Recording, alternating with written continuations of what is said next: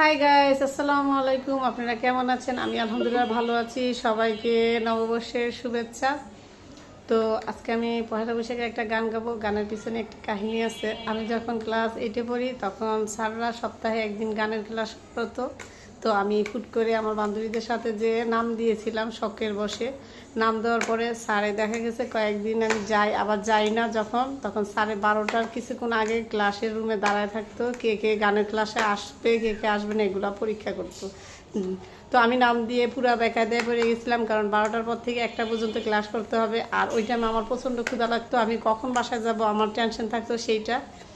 এই কারণে আমি গানগুলো শিখতে পারিনি। তো অল্প কিছুদিন ক্লাস করেছি, তো যতটুকু পারি ততটুকু গিয়ে শোনাচ্ছি, কেমন হলো জানাবেন।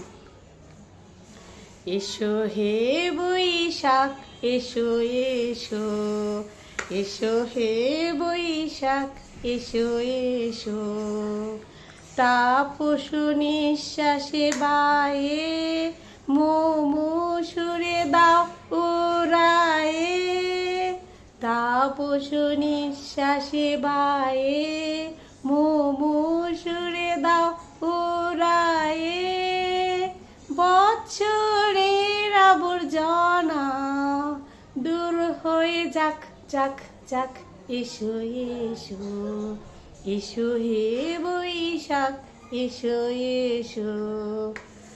সবাই ভালো থাকবেন। আল্লাহ হাফেজ।